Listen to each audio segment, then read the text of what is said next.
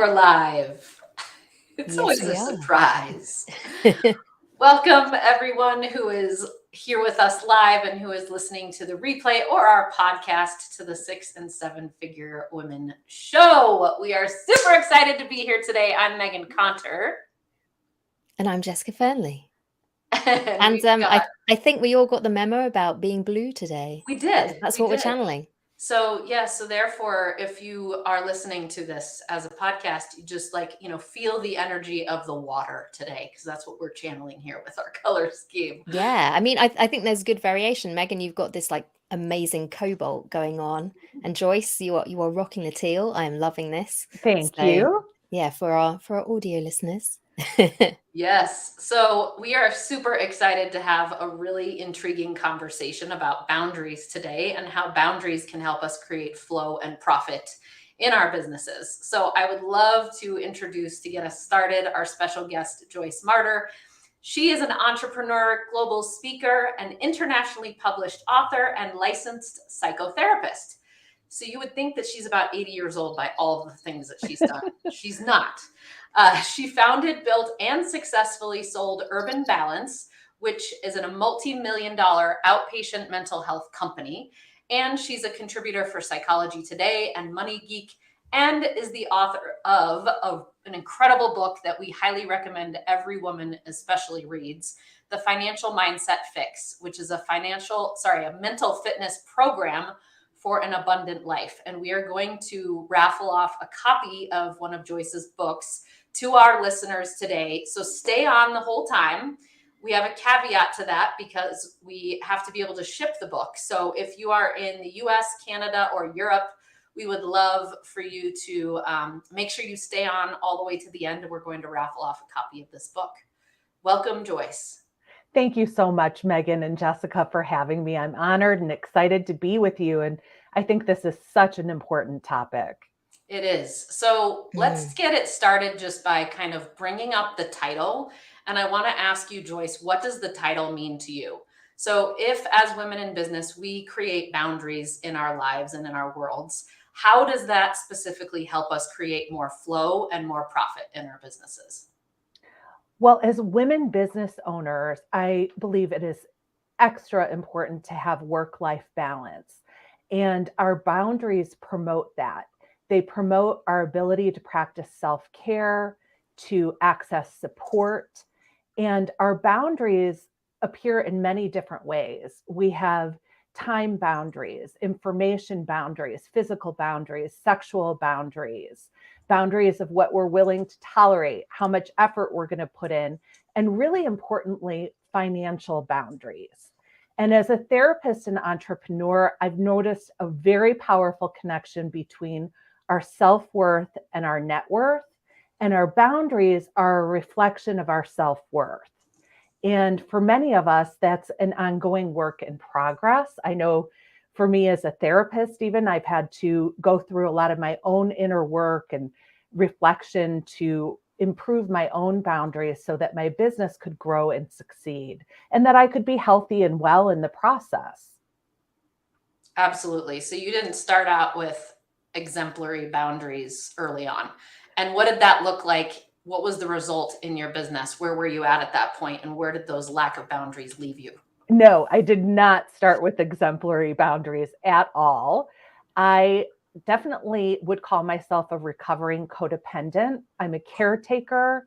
I'm a people pleaser historically. And really, much of my worth was derived from helping others.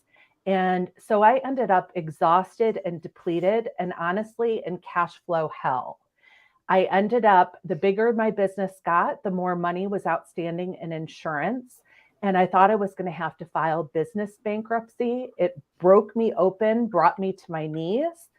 And I met with a CPA who did a little intervention with me. He said, Joyce, you are not running a charity to employ therapists, and you deserve to make a profit. And I experienced serious burnout at this point. I was exhausted and depleted from prioritizing everyone else in my life, my clients, my staff, my children. And it was a transformative time where I really reprioritized my own health and wellness. And since then, my life has transformed and my business transformed. Can you give us just a little bit of specifics around like the profit and the flow that increased when you put boundaries in place? Well, I had to do a little of my own inner work, just like my book is about the psychology of money. My own therapist asked me, she said, Joyce, what does money mean to you? What do you think of when I say money? And I said, stress. And she said, well, no wonder you make it go away.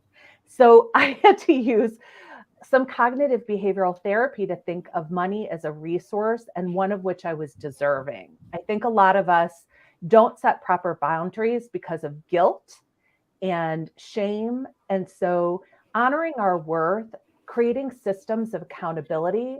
I really love the book Profit First, which really Mm. teaches, Yep. paying yourself first. I think if I had implemented that program sooner, I would have realized that I was overpaying some of my staff and some of my vendors, and that my overhead was too high for me in order for me to really succeed in the way that would have been deserved.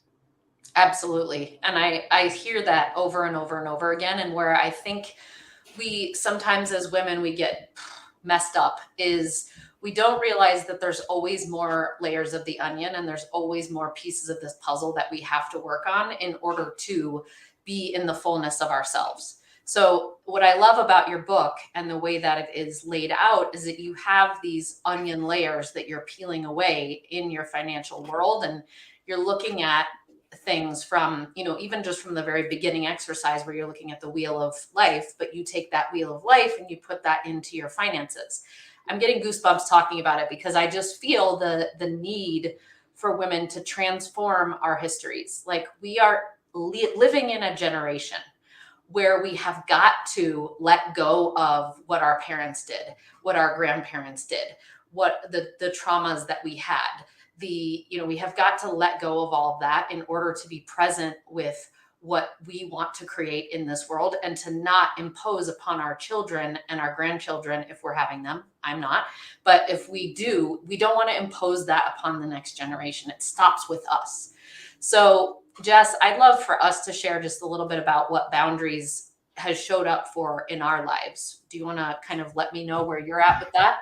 Yeah, definitely. I'm experiencing some meta boundaries because I have quite a lot of family related noise happening outside my door right now, which I laid down a boundary and said, please don't do that. But they're doing it anyway. Aren't families wonderful? So but yeah, I think sometimes I feel like I'm quite good at boundaries, and sometimes I feel like I'm really not. And I think one thing that I've noticed is that there can be a certain amount of pushback in the world to women who are confident and who have said very clearly, I'm on board with this and I'm not on board with that. And I think this is me, I guess, coming off the back of International Women's Day last week. I think one of the things that I find very frustrating is that actually sometimes by improving our boundaries, we can open ourselves up to more criticism and labels like aggressive, assertive. That at some point, I think you can just get to a certain point and it's like, no, I don't have a category for women being like this. Like, you need to say yes when I say something. So I think that's my curiosity. And I think part of up leveling, part of being committed to our own growth is that when we receive feedback that maybe like we are being sort of perceived by others to be assertive, angry, aggressive, that's part of the journey, and actually learning to like sort of hear that without receiving it, I think to me feels quite important. Joyce, I'd love to know your take, and Megan too, on all of these things. Absolutely. Well, I think Megan's point about we all kind of unconsciously recreate the familiar until we become conscious and we choose something better. So we've Mm, learned some boundary patterns from our families of origin and our earlier life experiences, whether at work or in our relationships. And I couldn't agree with you more, Jessica, that as strong women and confident women, we face many gender stereotypes and still, unfortunately, facing sexism and marginalization in the workplace. And there are people who expect us to be people pleasers and to compromise our own needs and boundaries and smile and say it's okay. And so when we set limits, it can cause some pushback. And it can be hurtful when people say, gosh, you seem angry. Or I remember once I sent a proposal to a prospective client and he said, well, isn't that precious?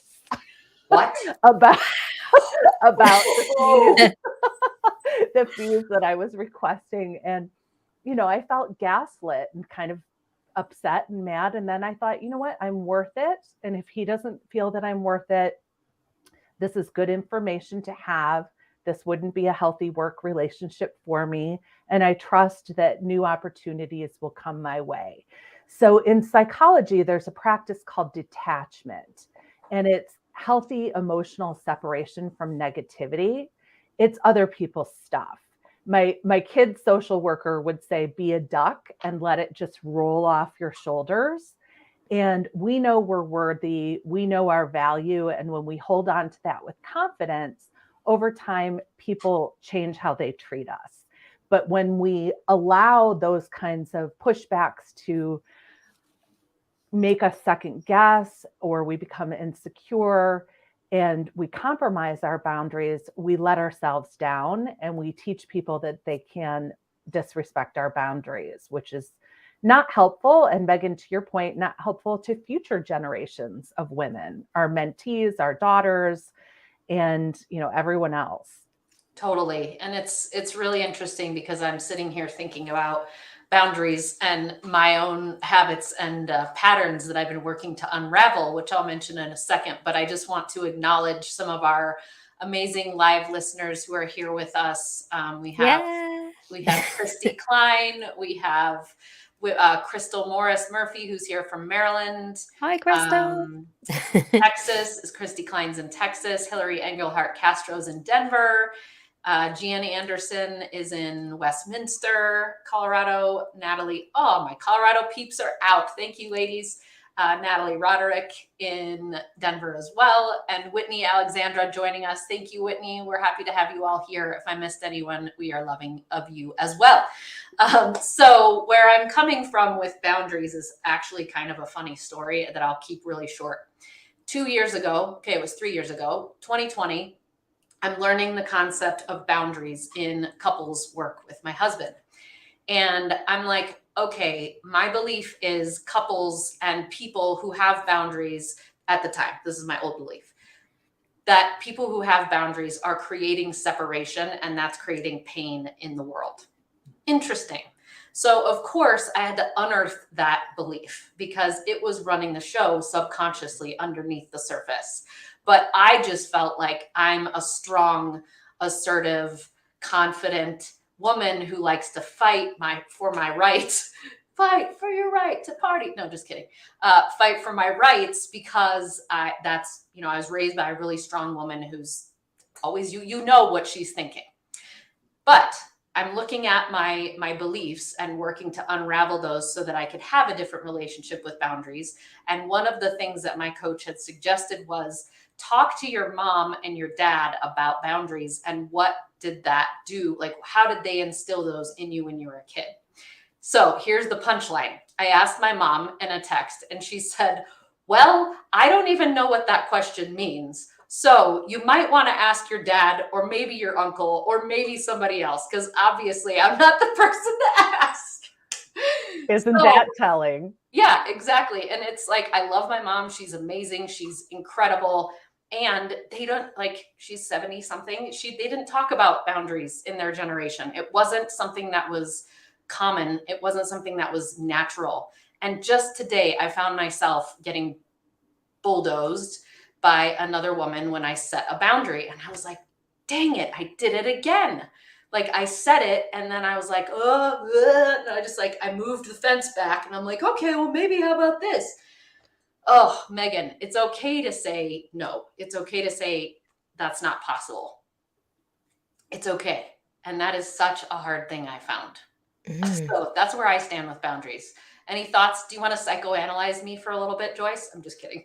I was all ready to go, Megan. That sounds fun. Let's pick apart my upbringing in my brain. I'm ready. Well, your idea that boundaries are negative, that you had that perception. It was old, yes. Old perception. So I'm so glad that you're reframing that, because boundaries, I think in relationships, we want to be interdependent. So we need to each have a healthy, separate sense of self. And then our relationship is where we come together and where we share space and time.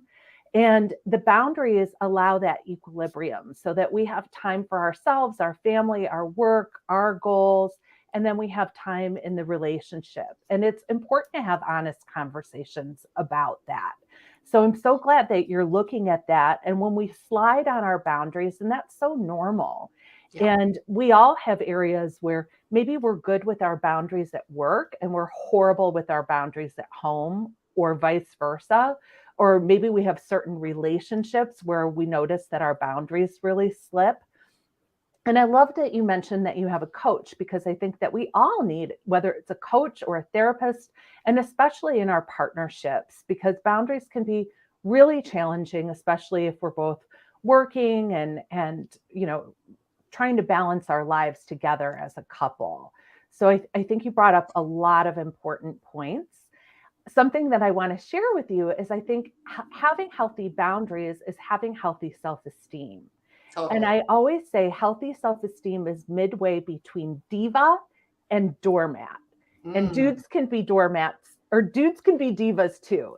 Totally. So the diva is someone who is aggressive and entitled, grandiose, and not respectful of other people's boundaries. And the doormat is not respectful of his or her own boundaries. And maybe an under-earner, may allow their needs to be compromised. Healthy self-esteem is in the middle, where we really celebrate our strengths. We're aware of our gifts. We're confident, but we also have humility and self-awareness. We know we're not perfect. We're works in progress. And we communicate assertively in a way that is clear and direct. We make I statements. We verbalize what we need. When somebody treats us poorly, we verbalize and set a limit, like, that's not okay. That's not okay that you just said that to me. And I've used role play with my therapy and coaching clients for years to help really develop and practice those muscles.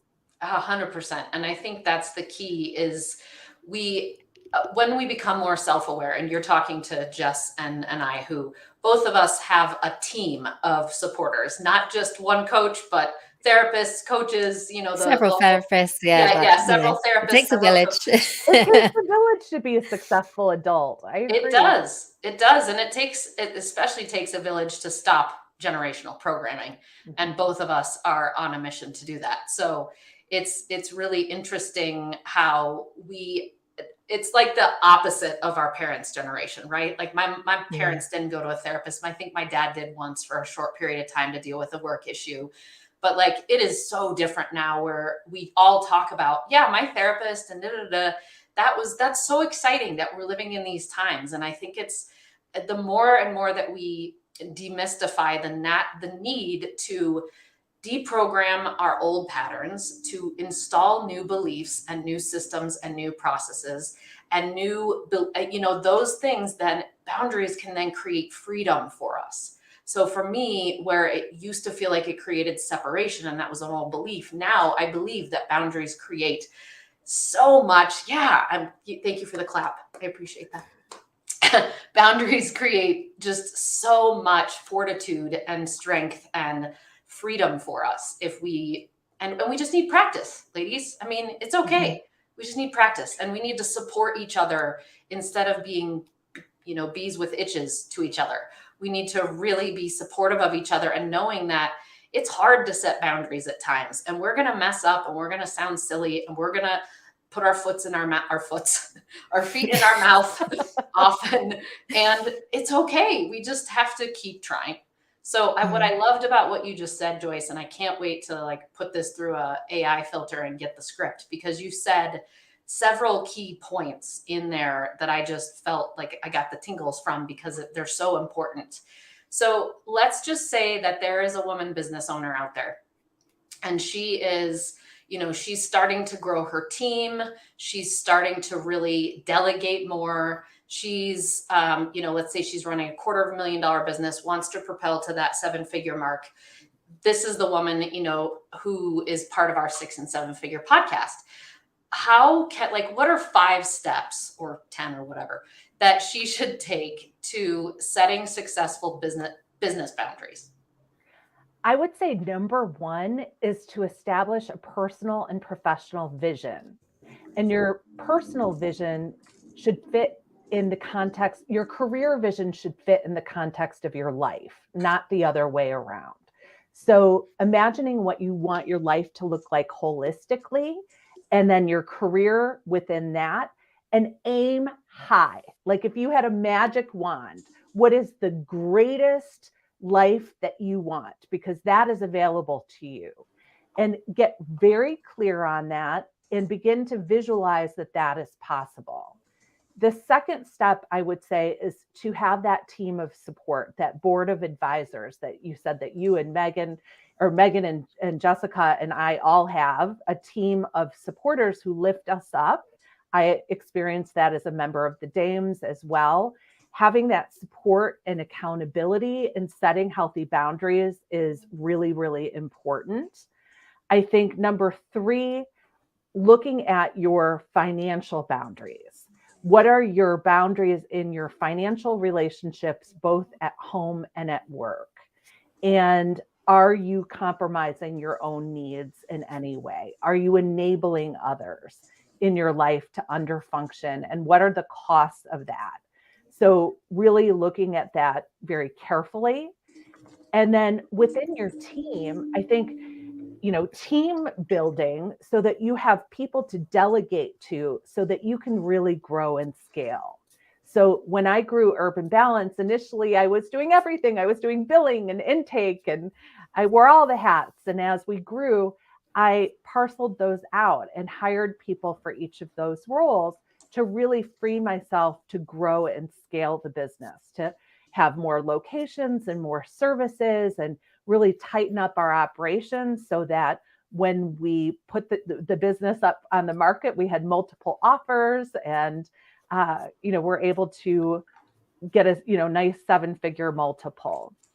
So I think all of those things are really important. And then practicing saying no. I think having your value system, what's important, making your schedule, putting in time for self-care and time for your own support and sleep, and sticking to that, because a lot of times we compromise our own boundaries. And ladies, that can take years. I mean, And that's okay. Yeah, it's okay. I've had my ideal calendar loaded into my calendar permanently for years. And there are times when I do stellarly for like months, and then I fall off the wagon, and it's okay, because it just takes practice. We're human, and progress isn't linear, and stuff happens, like the pandemic, or maybe we go through a divorce, or we have some other life challenge, and we fall off the boundary wagon, and that's okay. We're human, and we make mistakes, and we, do better or worse at different times, and we just need a system to get back on track. Definitely. Jess, do you have any questions that are bubbling up for you? I have so many questions. I think one thing that is really on my mind, Joyce, is like, can you give us like some examples of boundaries that like we should expect, or like, normal boundaries? Because I think it is kind of subjective, isn't it? And I think we're using the word boundaries and we haven't necessarily defined our terms. Like what are things that you think are sort of fairly normal, healthy boundaries in various areas of business? Well, so we have healthy boundaries financially, healthy boundaries in our roles. So if you're a CEO or business owner who is jumping into your employees' roles and doing that for them, that's poor boundaries on your part. Like we need to respect the boundaries of others as well as leaders. And when we do that, we're disrespecting their space and we're also not freeing up our own time and energy to be spent on really growing our businesses. So it's about how we spend our time, our role, our finances. And I think, for me, as my business grew and Urban Balance provides psychotherapy. And so we have therapists and clinicians and admin, and then also clients. And as we grew, I realized that I needed, in order to not burn out, I needed a buffer between myself and the therapists and the clients. So, and that was my leadership team. So then my role was really supporting the leadership team of 5 to 7 people rather than over 100 people. And that helped me avoid burnout. It helped me get clear on my role. It made me a lot more successful. And so we had to set boundaries with staff or clients. If they wanted to talk to me, they kind of needed to talk to the clinical director first or the intake coordinator first. And that saved my life and saved my mental health. Otherwise, I would have been putting out fires everywhere. And that's not efficient and it's not healthy for anybody to have that much responsibility. Yeah. Yeah, I love that. That is so helpful. And I think that the thing that you said as well, Joyce, about kind of when we go against our boundaries, we're enabling behavior that we don't want to see from other people sometimes. But I think, for anyone who does client-based work of any kind, it's really sensible to just have times of the day or times of the week when you're not on call to them, for your own sanity. Because I've been a coach for 9 years, and you get to a point where you can sort of wing it for a while. But if you don't have that balance and if you don't have that space and the support that you need, you can get to a place really quickly where actually it's really hard to continue because of what you're absorbing from other people. So I think that's really helpful what you've shared there. Thank you. I'm so glad. And when we set healthy boundaries, we model it for others. We give other people permission to take care of themselves. And your point about when we don't meet other people's needs all the time, it reminds me of, as a therapist, when I go on vacation, I sometimes feel guilt that I'm not there for my clients and are they going to be okay, which is a little grandiose because of course they're going to be okay. And then I come back and usually they've grown. They've learned Mm. something in the absence. So when we're hovering and we're over caretaking and we're meeting everybody's needs, we're allowing them to not grow. And so maybe that's our kids, maybe it's our employees, and it really takes some conscious look to attention to decide, what's really optimal and what's healthy in terms of those limits. Absolutely. I also have there's a comment here from Christy Klein. Hello, fellow amazing dame. She says, I use an autoresponder in my email system when clients message me during non-business hours. That way they still feel heard, but you're not locked into an immediate response. I love that. What do you think about that? I love it. I think that's genius. And, I think with your schedule too, like I have started taking Fridays off. I take a sabbatical every June because as a public speaker, I don't get hired very much in June. So why not just take that month off and reboot myself or take time, during the holidays? All of that is healthy boundaries so that we can replenish ourselves and then do the best work that we can at home and professionally. Joyce, let's talk about how our assumptions and our benefits, I'm sorry, not our benefits, our beliefs, our assumptions and our beliefs, unfortunately, really drive the bus as it relates to the ways that we behave as women. So I told myself for years, and Jessica's heard the story, but I'll be quick. told myself for years that I couldn't possibly take off a week per month from work. There's no way. I just can't do it. My team needs me too bad. My members need me, blah, blah, blah. So it took me having a panic attack at the end of last year where there was no choice but to take off a week. And lo and behold, my whole entire team rallied to that point that you made earlier. It allowed them to grow. It allowed them to step up and step into the roles that they've already wanted to have and start doing those things. And they didn't need me. And now I'm able to do that once per month. I'm able to take 1 week off per month where I'm not actually, I'm doing creative things. I'm not even looking at my social media. I'm not doing a dang thing that relates to business, and it is filling me up so that I can excel the 3 or 4 other weeks of the month. And what are those assumptions or beliefs that we tell ourselves, and how does that, well, actually, we may not even know what those assumptions or beliefs are. So how do we figure out what those assumptions or beliefs are that are running the show so that we can make different choices? Well, with my therapy and coaching clients, whenever someone says, I can't, I won't, I don't, I'm not, I call them out, because those are self-limiting beliefs. And according to cognitive behavioral therapy, our thoughts precede our emotions and behaviors. And a lot of us have dysfunctional or,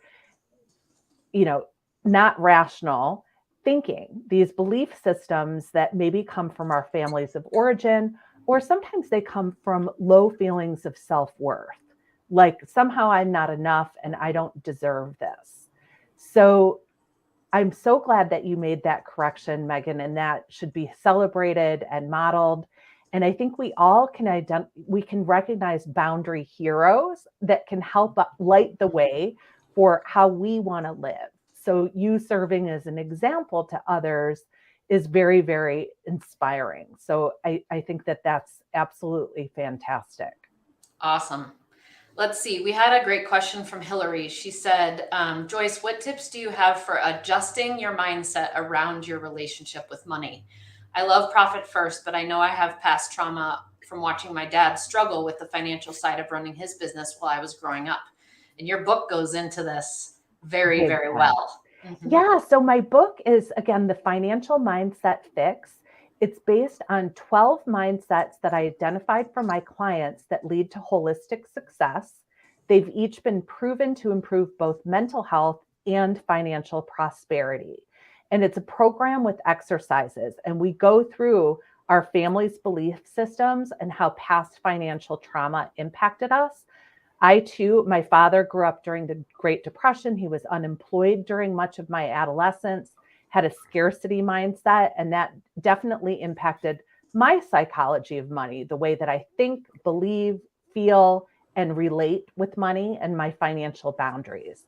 So I used tools from my clinical training, from mindfulness, narrative therapy, and CBT to reprogram that. So I hope you'll check my book out. I think that would be really, really helpful, but it's really rooted in us owning our worth. I think that's a really, really important step. And I think sometimes even having male mentors, we're talking about women today, but we know that women we're still marginalized financially. We're still advocating for equality. And so sometimes, for example, my first out-of-state speaking engagement, I didn't know what to charge. So I asked my colleague Ross, who's a successful author and speaker, and he gave me his rate. It was way higher than anything I would have ever previously felt comfortable saying. I told the company that, and they said, great, where do we mail your check? And I said, oh my gosh. And I called Ross and I was like, I can't believe I'm getting paid that amount for a 45-minute keynote. And he said, 45-minute keynote? I gave you my full day rate. So the most we get is what we ask for. And if we don't feel that we're worth it, we undersell ourselves.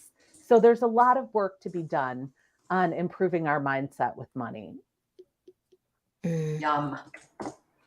That's so powerful. I have another question, actually. And if you're watching and listening to this, like if you've got questions, do put them in the chat box and we will answer them if we can. But while you do that, I guess my question on boundaries, Joyce, is like, should we worry about how the boundary will be perceived? Like, have you had the experience when someone has like big boundaries and you're like, oh, that like hurt my feelings a little bit? And like, it's not, rational. And you're like, I don't want to go against what you're saying, but what you're saying is like quite extreme. Do you think that's something that we need to sort of almost temper in ourselves? Like kind boundaries or loving boundaries that don't cut off the relationship or make people feel like they're asking too much just by like being alive. Does that make sense? Yes, absolutely. It kind of goes back to that diva doormat thing. When if somebody is Mm, that more diva type, it can be very off-putting and come across as entitled and like they don't care. So I think being empathic, considering how the other person feels and how the words that you choose might feel to them, like, if you said, absolutely in no way do I want to hurt your feelings. And you're so important to me. And I love you. I need to prioritize my own health and wellness this weekend. And unfortunately, I'm not able to attend the gathering Friday night as much as I wish that I could. So, mm, is it kind? Is it necessary? Is it true? Are you showing empathy and care? And that the person is important to you, that you're not just arbitrarily setting a limit. So sometimes people have very rigid boundaries, and that can be kind of off putting, like there's this major wall. mm. Um, and so we want our boundaries to be, flexible, firm and flexible, in that, sometimes we do need to compromise in relationships. Like if we said to our partner, I don't do laundry, you know, that might not be a realistic boundary in the context of the relationship. It might need to be discussed or worked out so that it feels mutually respectful.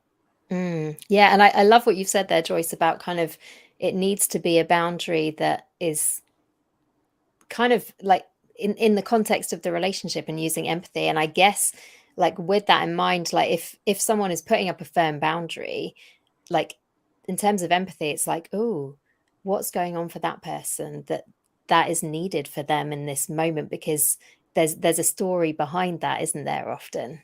Yes. So, yes, having empathy and compassion for others. And we often don't know what other people are experiencing. We compare our Mm, insides to other people's outsides. And I remember a time that I was not very nice to a customer service professional. And it was because my father had died the day before. Mm. And so, like, he had no idea that that was why. And so sometimes we need to, not making that wasn't right of me. My coping skills were down, but just that we give each other grace and space, that we don't know everything that people are going through. And especially during these challenging times, we've had a whopping past few years, each of us. mm, Absolutely. And Joyce, I love just from meeting you, not even in person yet, but on your, through your social media and through your book. I love that you speak about the topics of financial mindset shifting and boundaries from an energetic woo-woo perspective, as well as from a logistical mind, programming perspective and psychological perspective. So what I was just feeling in my body as we were talking about this is, when, well, I'm just going to speak from my personal experience, and then I'd like to know if this applies for others. Like when I first started setting boundaries, I would get angry and I would use that anger to fuel my boundaries because it was the thing that I knew how to create inertia from and that I knew I would take action from. And that was messy. And it usually created a little, like a little cinder of fire where I would try to throw that boundary because I was throwing, I was throwing anger at it. And that's the only way I knew how to do. But at least I was practicing, right? And Yeah. then I started feeling like, oh, okay, I actually, if I am angry in my body or if I'm frustrated in my body, that's my own shit, my own stuff. Yes. So how can I just lovingly look within and say, hey, usually the inner child, hey, little one, what is it what need is not being met that I can help you meet?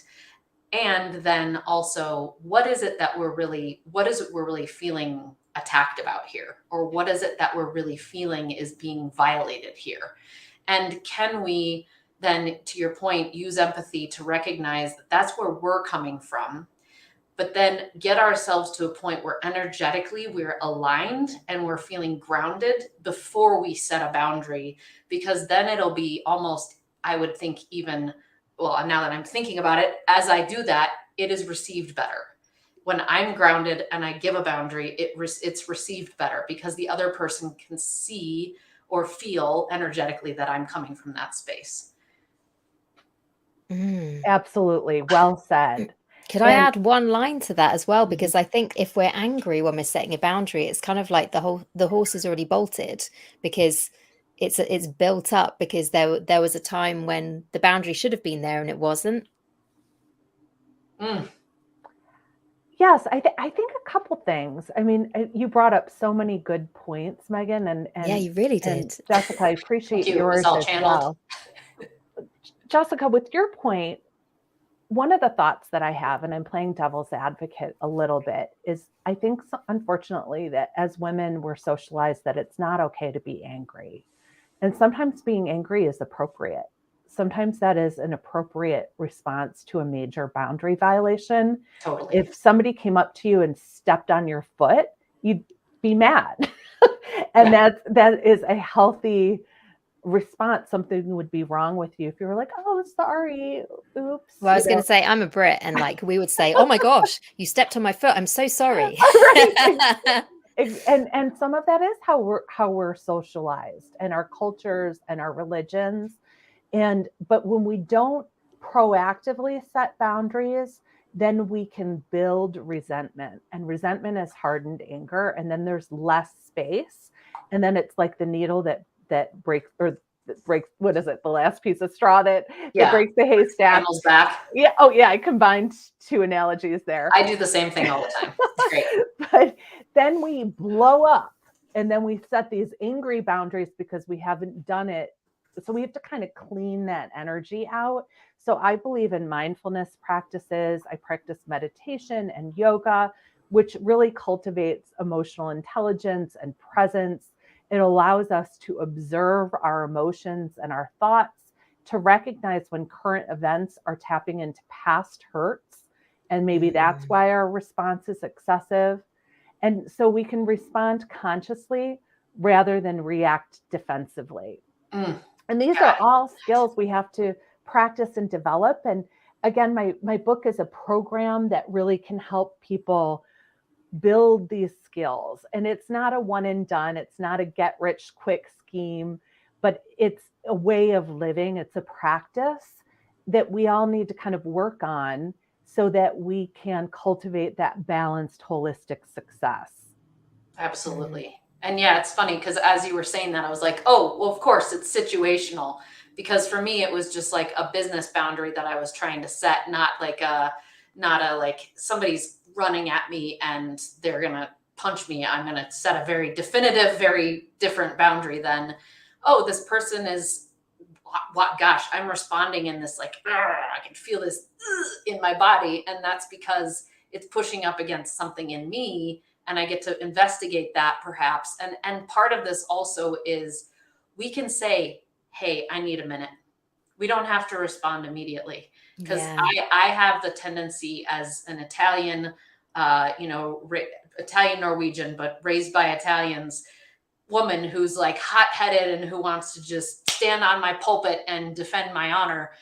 But it's like, okay, I can take a beat and I can get myself regulated, and I can get myself to a place of, I don't have to be angry in order to respond to this person and to realize where they're potentially coming from. But I love that. I love all the things you said, and that resentment is hardened anger just went in and like zinged me. Like, oh, that is so yummy. Janine, there's some beautiful comments in the comment box right now. Yeah, Janine's is amazing. So she says she's comfortable with direct communications and setting boundaries for the most part, but now she's struggling when she sets boundaries with her employees. And I echo this hardcore in my world. I feel most of them view boundaries as not nice, and then me as not nice. How can I be more effective when working in a system with a lot of women who have also been socialized to feel uncomfortable with boundaries and expect accommodation always? Oh. Yeah, and Hillary echoes that and says that she's also experienced other women almost being mad at her for having put a boundary in place. Yes, and I can speak to that in my organization, which was we had 80% of the employees were women and the leadership team were women. And I think as we grew, the therapists who were there originally missed me having a more direct role and then perceived me as somehow withholding or not caring when I was less available to them. And that, it sounds like, is what Janine is experiencing. And that can be difficult and it can bring up guilt and frustration. But I think if we hold that boundary with kindness, we have some transparency as to why we are shifting our role and making sure that they do have other people who provide them with support. I think people expect a female leader to be a bit of a mother hen, if you will, and take care of the emotional needs of employees. And again, I think it comes to a practice of knowing that we're doing enough, knowing that we are enough, that we are good leaders, that we're compassionate and kind and empathic, and letting some of that flow off because it really is other people's stuff. And unfortunately, I think a lot of employees, and I know I did it as an employee myself, kind of look at our bosses as parent figures. And sometimes we work out unresolved issues with our parents through some projection to our bosses. And that's uncomfortable as a leader. And so there needs to be some awareness of that and some grace and some letting go. Yeah. I think one of the things you learn when it's your name on the door is that, like, it's really hard to be the boss. It's really hard to be a leader. And it's so much easier to be like a team member, a staff member with no responsibility for the outcome, who just gets to gripe about whatever, you don't happen to like or you don't agree with. It's so different when you're in that leadership position all of a sudden. It really is. And I know for me, it's important to be liked. And I don't like it when people don't like me. It hurts my feelings. It makes me sad. Sometimes I'll obsess about it. But the more successful you become, the more people there will be, unfortunately, that don't like you. Mm. And it's probably because of their own insecurities. And so it's something to kind of you have to kind of get comfortable with and shine your light and be your authentic self anyway. And the people who you serve will respect and love you even more for that. Yeah, definitely. And I think sometimes we've also played that game. We've projected our unmet stuff onto other people, haven't we? And I think it just brings this whole new awareness of how we're showing up and the things that we're putting out there. Absolutely. Now, Megan, you're on mute, my dear. That would be okay. Here you are. Hi, I want to zoom into something that you said because I think it's a great point to make before we do the raffle drawing of your book. And as we're talking about this space of practicing, practicing setting boundaries and being conscious and understanding of ourselves when we make mistakes and all of that, you said something about having transparency as to why we're setting a boundary. And what is the difference between, and how do we make sure that we're being transparent as to the why, as opposed to feeling like we're making up an excuse or that we have to give a million reasons as to why we're like doing being this. Defensive. Yeah, thank you. Being defensive. Yes. So short, sweet, simple, succinct, clear, and not over apologizing and not over justifying. The company has grown, the leadership needs have changed, my position has changed. I am now heading up growth and development, and Allison is here for managing staff. And Andrea's here for managing, new clients and making sure people's needs are being met. Really clarifying your organizational chart and everybody's roles and responsibilities and who to go to for what. And if somebody bypasses who they're supposed to talk to, they're supposed to talk to their supervisor and they come to you as the owner, to gently redirect them and remind them, this is something that you'll need to go to Allison for. And setting that boundary with kindness and respect and compassion, but holding that line. What about when someone interprets your boundary as resistance or being defensive? And it hurts, doesn't it, when people, it feels like they're thinking the worst of you, but it's how it looks to them. Do you ever find, Joyce, that you have to really restate a boundary quite a few times in situations? If you have to restate a boundary or you're feeling excessive guilt or somebody's having difficulty respecting that person is usually somebody who has been compromising your boundaries, because other people will respect you for it, especially if you're clear, you have integrity.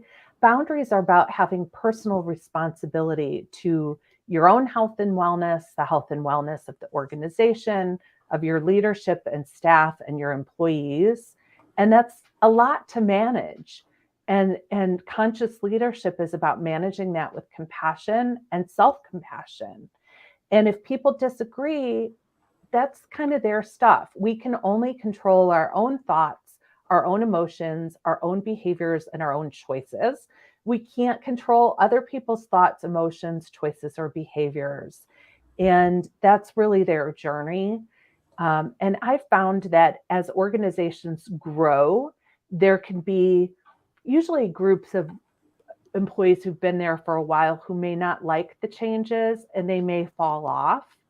And then new employees come in who are ready for that type of larger organization dynamic, and it works out. We're all it's hard for people to change their parameters and their expectations, and sometimes it's just it can't happen. They're not willing to make that change. And I love what you're saying there, Joyce, about actually we can only be responsible for how we are showing up, and it's not our job to control other people and to make them say or do certain things. It's a two-way street, and we can only control our side of the street. Absolutely. And we can be compassionate. For example, I stopped seeing therapy clients after 26 years of seeing therapy clients, and I had a handful of clients that I needed to terminate with, and I felt so badly. And it was a loss for them and for me, but I knew that I needed to set that boundary to do the speaking and writing that I want to do, and in order to be healthy and well. And so having empathy that, yes, I know this boundary that I'm setting is hard, and giving space, maybe they're even upset or angry or hurt, giving space for that and having that conversation in a loving, honest way is an important part of closure. Absolutely. That's so helpful. Now, Megan, do you have your magical Yes, doodad? I do. So I just need to know if everyone is still here with us, though. So that is an important piece. So I'm going to put all these names in the chat, and I just need you to comment back to say yes, you're here, or not. And while you do that, so Hillary Castro, Janine Anderson, Anthea, Natalie, Crystal, etc., if you can just please reply that you're still here, we'll put you in our drawing. And while you respond and while we do that, Joyce, will you just give us a little bit more about what your book is about so that we know what we're raffling off, and maybe show it in the camera too so everybody can see? Yes, absolutely. So it's the Financial Mindset Fix, 12 mindsets. They're abundance, presence, compassion, essence, which is the opposite of ego, self-love, support, detachment, positivity, and resilience. And I always forget one or two, but these are, I think, the recipe for success. And I share my own stories, the thousands of mistakes that I've made. I share amazing inspirational stories from my clients and some cool exercises from psychology, I have these wheel exercises that I personally created that are self-assessment tools. So you can measure how well you're practicing self-care, how well you're practicing an abundant mindset. You can assess your financial health. And I love it. I've gotten feedback. One reader said that she made her husband read the book because she liked it a lot. And he got a raise after chapter 1 and a promotion after chapter 3. But he hasn't finished it. So we're like, what's going to happen if he actually finishes the book? Oh my goodness, that's amazing. I love that. So it's really interesting how things are showing up here on StreamYard.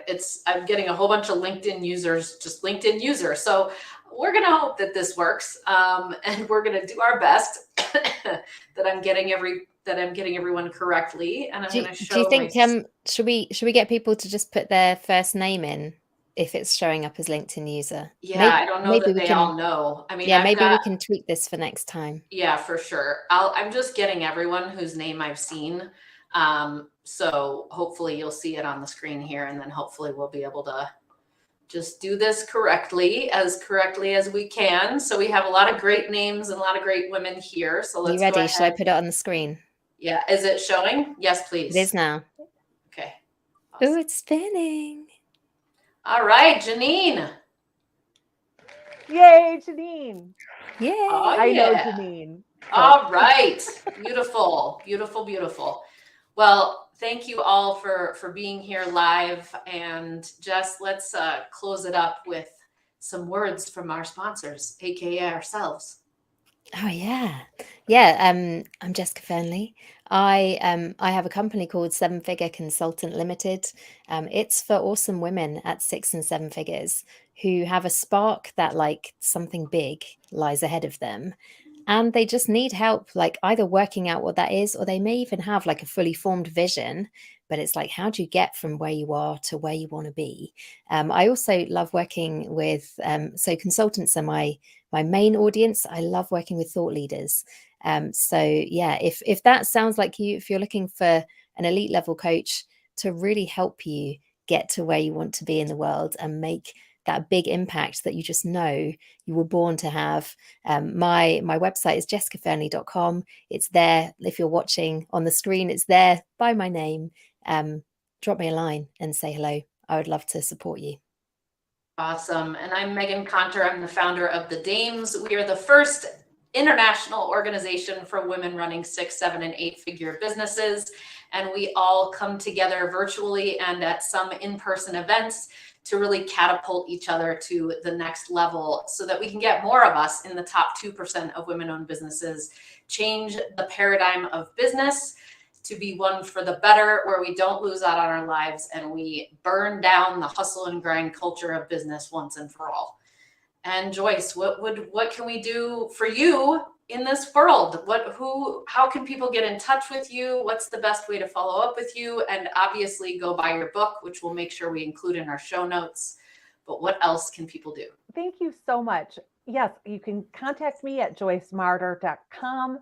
I would love to connect on LinkedIn, and I definitely need some Instagram love. Boy, is it hard to gain a following on Instagram. So I would love to see you there. And keep me in mind if your organization or you know somebody who needs a keynote speaker or corporate trainer in the areas of mental health or financial health. Beautiful. Thank you both. Jessica, this was an extraordinary show. Thank you, Joyce, for your amazing expertise and just everything that you do in this world. It is much needed, and we are so grateful that you were our guest today. My Absolutely. pleasure. Likewise. Absolutely. And thank you everyone for being here with us. It's been wonderful to have you listening in and making comments as we've been going through, asking questions. Like it's just been brilliant to have you all with us. And maybe, who knows, if you want to buy one of Joyce's books, maybe you can get like a signed copy or something, or like a card with her signature on it, so that when in like the next year when she becomes famous, you've got her signature. How cool would that be? The book is coming out in China next month, and in Korea a couple months after that. It did come out in Spain and Latin America, so it will be in other languages as well. Woohoo! That's amazing. I love it. Thank you all. Ta-ta for now. Until next time.